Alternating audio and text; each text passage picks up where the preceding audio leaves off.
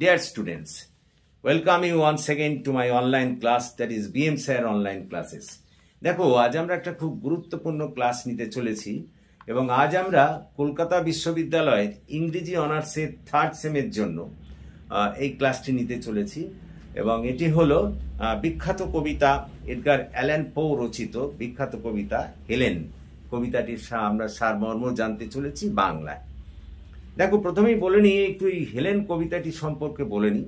এই কবিতাটি 1831 সালে প্রকাশিত হয়েছিল। পরবর্তীকালে অবশ্য 1845 সালে পুনরায় এটা সংশোধিত হয়ে প্রকাশিত হয়।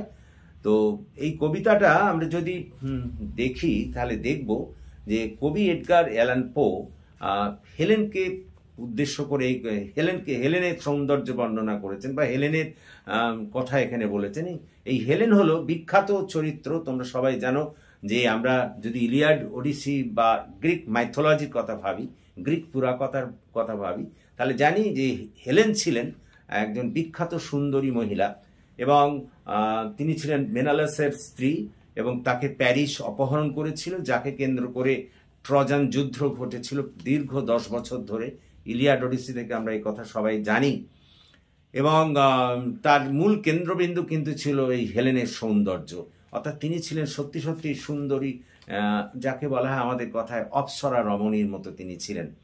তো সেই হেলেনকে নিয়েই অ্যাকচুয়ালি কবিতাটা, কিন্তু আসল কথা বলে নিই যে যদিও এই কবিতাটার নাম হেলেন রাখা হয়েছে, এখানে কিন্তু হেলেন বলতে কবি আরও একজনকে বুঝিয়েছেন।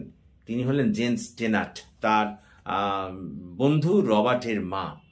এই রবার্টের মাকেই তিনি এখানে হেলেনের সঙ্গে কিন্তু তুলনা করেছেন। অ্যাকচুয়ালি 14 বছর যখন তার বয়স, তিনি ওই তার বন্ধুর মায়ের সঙ্গে পরিচিত হয়েছিলেন এবং তখন থেকেই কিন্তু তিনি তার প্রতি ভীষণভাবে আসক্ত হয়ে পড়েছিলেন এবং কবি এডগার অ্যালান পোর জীবন গঠনে তার একটা বিরাট ভূমিকা ছিল এবং সেটাই আমরা দেখতে পাবো এই কবিতায়। কবি এডগার অ্যালান পো হেলেন বলতে কিন্তু বারবার ওই জেন স্টেনার্টকেই কিন্তু বুঝিয়েছেন, অর্থাৎ হেলেনের মধ্যে দিয়ে তিনি জেন স্টেনার্টকে এখানে প্রকাশ করেছেন। নামটা নিয়েছেন হেলেন, কিন্তু হেলেন বলতে মনে মনে বোঝাতে চেয়েছেন জেন স্টেনার্টকে। ক্লিয়ার? দেখো আমরা লাইন বাই লাইন পড়ি, তাহলে ব্যাপারটা বুঝবে। আমি প্রতিটি শব্দের অর্থ বলবো এবং মানে করব। ভালো করে শোনো। Helen, thy beauty is to me. Helen, তোমার সৌন্দর্য আমার কাছে like those Nicean barks of your. Nicean দেখো একটা প্রদেশের নাম, আর বার্কস মানে হচ্ছে জাহাজ। আগেকার দিনের জাহাজকে বার্কস বলা হতো। আর YORE ইয়োর মানে অনেক আগেকার। তার মানে হেলেন, তোমার সৌন্দর্য আমার কাছে ওই নাইসিয়ান প্রদেশের জাহাজের মতো।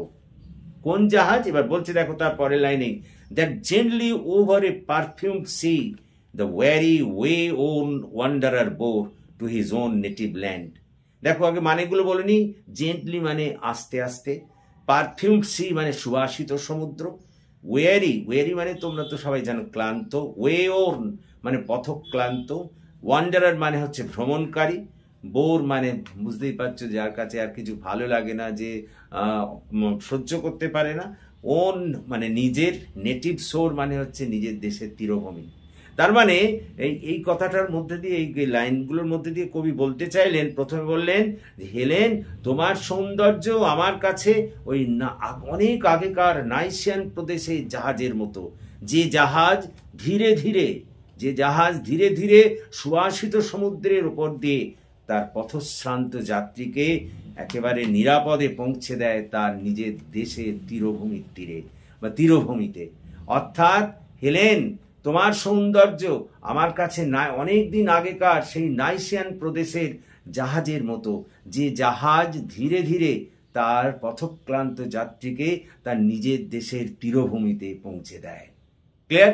দেখো এই যে নাইসিয়ান প্রদেশ কথাটা বলছি, এই নাইসিয়ান প্রদেশ বর্তমানে যে তুরস্ক আছে, এই তুরস্ক ইজনিক শহরটাকে কিন্তু তখন নাইসিয়ান দ্বীপ বলে মনে করা হতো।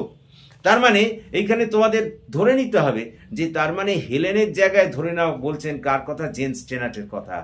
যে জেন স্টেনার্ট, তোমার সৌন্দর্য আমার কাছে কি না, আমার কাছে ওই অনেক আগেকার দিনের ওই নাইসিয়ান প্রদেশের জাহাজের মতো, যে জাহাজ তার পথশ্রান্ত যাত্রীকে নিরাপদে সুভাষিত সমুদ্রের ওপর দিয়ে বয়ে নিয়ে গিয়ে তার নিজের দেশের তীরভূমিতে পৌঁছে দেয়। এটাই তিনি জেমস স্টেনার্টের উদ্দেশ্যে বলছেন। নাম দিয়েছেন হেলেন, কিন্তু বোঝাতে চাইছেন কাকে? জেমস স্টেনার্টকে। অর্থাৎ তিনি বলতে চাইলেন যে জেমস স্টেনার্ট, তোমার সৌন্দর্য, আমার যে ক্লান্তি ছিল, আমার যে ক্লান্ত জীবনকে তুমি আমাকে নিরাপদে আমার তীরভূমিতে, আমার একটা ঠিক জায়গা, অতি সুন্দর যা নিরাপদ গন্তব্যস্থলে পৌঁছে দিয়েছ। তারপর কি বলছে দেখো, On desperate seas long wont to roam, thy hyacinth hair, thy classic face. হ্যাঁ দেখো, এই যে দীর্ঘ সমুদ্র যাত্রায় আমি যখন ক্লান্ত, আমি যখন একেবারে উন্মাদ হয়ে পড়েছি, তখন তোমার ওই সুন্দর রং বেরঙের চুল এবং তোমার ওই সুন্দর মুখ, সর্বোপরি নায়ার্ড মানে হচ্ছে এখানে জলপরি, ইয়ার্স মানে হচ্ছে তাদের এক্সপ্রেশন বা ভঙ্গিমা। অর্থাৎ যখন আমি দীর্ঘ সমুদ্র যাত্রায় হতাশ হয়ে পড়েছি, উন্মাদ হয়ে পড়েছি হেলেন, তখন তোমার ওই রং বেরঙের চুল এবং সুন্দর মুখ আর সর্বোপরি জলপরীদের মতো তোমার ভাবভঙ্গিমা আমাকে পৌঁছে দিয়েছে আমার বাড়িতে, আমার গন্তব্যস্থলে পৌঁছে দিয়েছে। কার মধ্যে দিয়ে? To the glory that was Greece, গ্রিসের বীরত্ব এবং গ্রিসের উজ্জ্বলতা, গৌরব, গ্রিসের গৌরব, এবং ওই দ্য গ্র্যান্ডনার দ্যাট ওয়াজ রোম, এবং গ্র্যান্ডনার মানে মহানতা, এবং রোমের মহানতার মধ্যে দিয়ে। তার মানে এই লাইনগুলোর মধ্যে দিয়ে বলতে চাইলেন যে হেলেন, আমি যখন দীর্ঘ সমুদ্র যাত্রায় ক্লান্ত, কোথায় যাব, কি হবে, কিছুই ভেবে উঠতে পারছি না, তখন তোমার ওই সুন্দর রং বেরঙের চুল এবং তোমার ওই সুন্দর মুখ আমাকে জলপরীদের মতোই আমাকে আমার নিজ গন্তব্যস্থলে পৌঁছে দিয়েছে গ্রিসের গৌরব এবং রোমের মহানতার মধ্যে দিয়ে। আমি বারবার বলছি, এখানে হেলেন বলতে কাকে বুঝিয়েছেন তিনি ওই ওই জেমস স্টেনার্টকে, রবার্টের মা, তার বন্ধু রবার্টের মা জেমস স্টেনার্টকে। তার মানে এই পংক্তিটার মধ্যে দিয়ে বলতে চাইলেন কাকে? আসল কথা বলতে চাইলেন জেমস স্টেনার্ট, তোমার ওই রং বেরঙের চুলের সৌন্দর্য এবং তোমার ওই সুন্দর মুখের সৌন্দর্য আমার জলপরীদের মতোই আমাকে পৌঁছে দিয়েছে আমার নিরাপদ গন্তব্যস্থলে গ্রিসের গৌরব এবং ওই রোমের মহানতার মধ্যে দিয়ে। তারপর কি বলছে দেখো, lo in your brilliant window niche how statue like I see thee stand. কি বলছে দেখো, লো মানে অ্যাকচুয়ালি ও মাই গড, আমরা বলি না ও মাই গড, তাই নাকি? হায় ভগবান, আমি যখন তোমার ওই জানালার নিচে যখন তোমার উজ্জ্বল ওই স্ট্যাচুখানা দেখলাম, তুমি হাতে নিয়ে কি দাঁড়িয়ে আছো? দ্য অ্যাগাটেড ল্যাম্প, একটা মানে মূল্যবান পাথরের তৈরি ওই ল্যাম্প নিয়ে, মানে বাতি নিয়ে, উইদিন থাই হ্যান্ড, তোমার হাতে বাতি নিয়ে দাঁড়িয়ে আছো। Psyche from the reasons which are Holi land. তখন আমার মনে হতে লাগলো যে পৃথিবীর সবচেয়ে যে সুন্দরী নারী, তাকে বলা হয় কিন্তু সাইকি। তো এখন মনে হলো যেন পবিত্র ভূমির সবচেয়ে সুন্দরী মহিলার মতো তুমি পাথরের প্রদীপ নিয়ে দাঁড়িয়ে আছো। অর্থাৎ কি ক্ষেত্রে বলা হলো যে হায় ভগবান, আমি যখন ওই তোমার ওই জানালার পাশ দিয়ে তোমার উজ্জ্বল মূর্তি বা স্ট্যাচুটা দেখতে পেলাম, তখন কি দেখলাম? তখন দেখলাম তুমি ওই মূল্যবান পাথরের ওই প্রদীপ নিয়ে দাঁড়িয়ে আছো। কার মতো? সবচেয়ে পৃথিবীর সুন্দরী, সাইকি মানে অ্যাকচুয়ালি এখানে কিন্তু সবচেয়ে পৃথিবীর সুন্দরী মহিলার মতো একটা পবিত্র ভূমিতে। অর্থাৎ তিনি আবার সেই বলছেন, হে জেমস স্টেনার্ট, যখন আমি তোমাকে ওই জানলার নিচ থেকে কিন্তু দেখলাম, তখন দেখে মনে হলো তুমি যেন একটা পবিত্র ভূমিতে একটা দামি পাথর নিয়ে সবচেয়ে সুন্দরী মহিলার মতো দাঁড়িয়ে আছো। কথাটা বোঝার চেষ্টা করো। তোমাকে আমি বারবার বলেছি তোমাদের, এখানে যখনই তুমি হেলেনের কথা বলছি, মনে মনে করে নেবে উনি বলছেন কাকে? জেমস স্টেনার্টকে। তাহলে গোটাটার কি হলো যদি আমরা পড়ি, এখানে বলতে চাইছেন কবি, হেলেন, তোমার সৌন্দর্য আমাকে ওই অনেক আগেকার নাইসিয়ান প্রদেশের জাহাজের মতোই আমাকে মোহিত করে। কোন জাহাজ?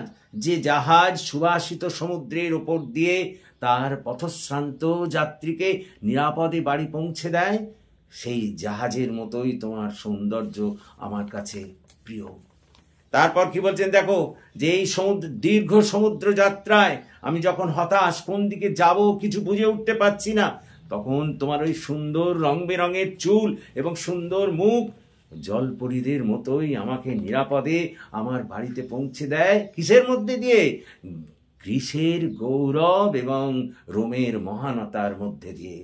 তারপর কি বললেন, ও হায় ভগবান, আমি যখন জানলার নিচ দিয়ে তোমাকে দেখলাম, তোমার মূর্তি দেখলাম, কি দেখলাম, তুমি একবারে দামি পাথরের ল্যাম্প নিয়ে তোমার হাতে দাঁড়িয়ে আছো, যেন মনে হচ্ছে একটা পবিত্র ভূমিতে সবচেয়ে সুন্দরী মহিলার মতো তুমি তোমার হাত দিয়ে দামি পাথরের দীপ নিয়ে বা প্রদীপ নিয়ে অপেক্ষা করছো।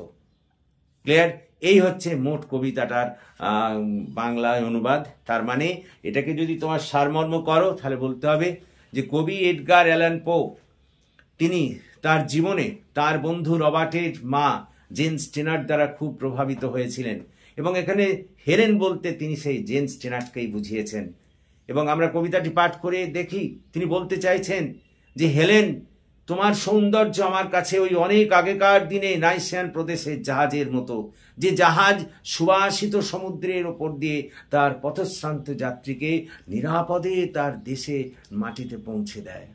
তারপর তিনি বলছেন, আমি যখন একেবারে দীর্ঘ সমুদ্র যাত্রায় হতাশ, প্রায় উন্মাদ হয়ে গেছি, কোন দিকে যাব বুঝে উঠতে পারছি না, ঠিক সেই সময় তোমার ওই রং বেরঙের চুল এবং তোমার ওই সুন্দর মুখচ্ছবি এবং জলপরীদের মতো তোমার আচার আচরণ আমাকে আমার নিরাপদে বাড়ি পৌঁছে দিয়েছে। কিসের মধ্যে দিয়ে? ওই গ্রীসের গৌরব এবং রোমের মহানতার মধ্যে দিয়ে।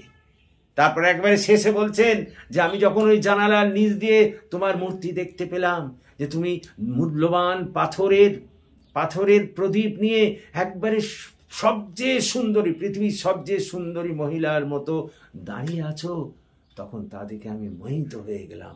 আমার জীবন তোমার দ্বারাই প্রভাবিত হয়েছে, তোমার দ্বারাই গঠিত হয়েছে। অর্থাৎ প্রতিটি পংক্তিতে পংক্তিতে তিনি হেলেনের যেমন জয়গাথা গেয়েছেন, তেমনি দেখিয়েছেন তার জীবনে কত বড় প্রভাব। এখানে বারবার আমি বলছি, হেলেনের প্রভাব বলতে তিনি বোঝাতে চেয়েছেন অ্যাকচুয়ালি রবার্টের মা, তার বন্ধু রবার্টের মা জেন স্টেনার্টকে। অর্থাৎ জেন স্টেনার্টই তার কাছে এখানে হেলেন, জেন স্টেনার্টই হলো কবির কাছে হেলেন। এবং তিনি তাকে তার জীবনে যখন ক্লান্তি শ্রান্তি এসে গিয়েছিল, কি করবেন ভেবে উঠতে পারছেন না, তখন তারই অবদান বা তারই যেন প্রভাবে তিনি কবিত্ব শক্তি পেয়েছিলেন বা তিনি নিজের পায়ে দাঁড়াতে পেরেছিলেন। এই জন্যেই কবিতার প্রতিটি পংক্তিতে পংক্তিতে হেলেনের নামকরণ করে জেন স্টেনার্টের প্রতি তার ভালোবাসা, শ্রদ্ধা, যাই বলো না কেন, সবকিছু তিনি প্রকাশ করেছেন। তো আশা করি তোমরা বুঝতে পেরেছো। So that's all for this day. যদি তোমরা বুঝতে পারো তাহলে প্লিজ তোমরা এই ক্লাসটিকে তোমাদের বন্ধুদের মধ্যে শেয়ার করো এবং তাদের এই ক্লাসে আরো ভালো করে জয়েন করতে বলো। আর বলে নিই, এর যে কবিতার যে প্রশ্ন উত্তর, সেগুলো আমি লিঙ্ক দিয়ে দেবো আমার ডেসক্রিপশন বক্সে, সেখান থেকে তোমরা কালেক্ট করে নিও। So that's all for this day. Have a good day.